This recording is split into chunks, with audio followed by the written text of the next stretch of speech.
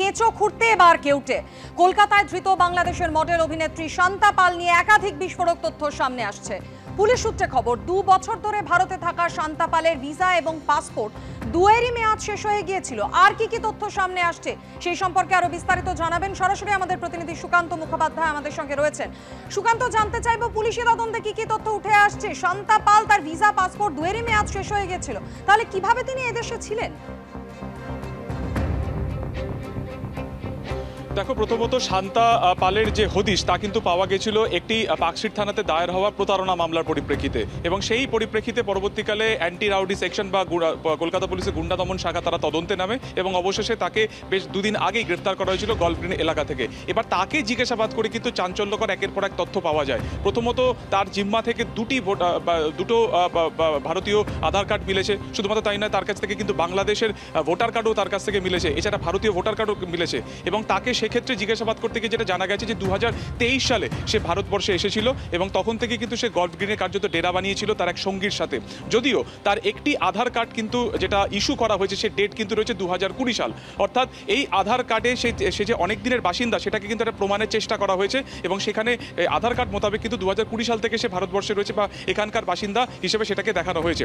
অথচ 2023 সাল থেকে সে আছে এখানে ট্যুরিস্ট ভিসাতে সে এসেছিল এবং সেই ট্যুরিস্ট ভিসাতে কিন্তু ইতিমধ্যে শেষ হয়ে গিয়েছে। যে পাসপোর্ট ব্যবহার করে সে এসেছিল সেই পাসপোর্টের মেয়াদও শেষ হয়ে গেছে, অর্থাৎ পুরোপুরি বেআইনিভাবে সে কিন্তু বসবাস করছিল শান্তা পাল এখানে। ফলত তাকে জিজ্ঞাসাবাদের পরিপ্রেক্ষিতে জানার চেষ্টা হচ্ছে যে 2টি আধার কার্ড সে কোথা থেকে পেল, এই ভোটার কার্ড বানানোর পরিপ্রেক্ষিতে তিনি কোথা থেকে বা কোন মাধ্যমে তিনি এই ভোটার কার্ড বানিয়েছিলেন, এবং তার যে সমস্ত ডকুমেন্টস এখনো পর্যন্ত উদ্ধার করা হয়েছে সেগুলো কিন্তু ব্যাপক চাঞ্চল্যকর তথ্য। তার সোশ্যাল সাইট ঘেটেও কিন্তু একাধিক গুরুত্বপূর্ণ তথ্য মিলেছে।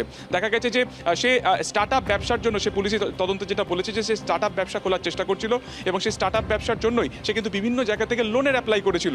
এবং সোশ্যাল সাইট থেকে কিন্তু দেখা যাচ্ছে যে একটি রাষ্ট্রায়ত্ত ব্যাংকের একটি চিঠি সে পোস্ট করেছে এবং সেখানে কিন্তু পরিষ্কার সে বলছে যে তিনি হোটেল ব্যবসা খুলবেন এবং সেই কারণে তার কিন্তু লোন ইতিমধ্যে স্যাংশন হয়ে গিয়েছে। ফলত সেই লোন আদৌ স্যাংশন হয়েছে কিনা সেই বিষয়টাও দেখা হচ্ছে।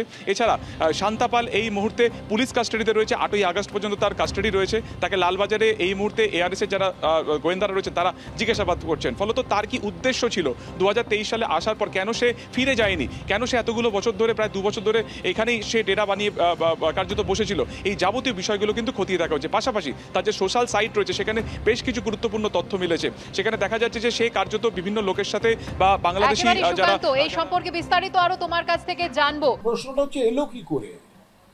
যদি এসে থাকে তাহলে তো সীমান্তটা বিএসএফ এর আগে তো আমরা দেখেছি যে ধরা পড়েছে ত্রিপুরার আগরতলা স্টেশন থেকে বাংলাদেশি অনুপ্রবেশকারী ট্রেনে উঠছিল। কোথায় যাবে? একটা গ্রুপ দিল্লি, একটা গ্রুপ কলকাতা। তো যদি কলকাতায় ত্রিপুরা দিয়ে ঢুকে কেউ এসে পৌঁছয়, তার কৈফিয়ত কি পশ্চিমবঙ্গ সরকার দেবে? তো সীমান্তটা পাহারা দেওয়ার দায়িত্ব তো হচ্ছে বিএসএফ এর। শুধু সীমান্ত রেখা নয়, সীমান্ত রেখা থেকে আগে ছিল 15 কিলোমিটার, এখন 50 কিলোমিটার পাহারা দেওয়ার দায়িত্ব হচ্ছে এই বিএসএফ এর। তো সুতরাং তারা কি করছে?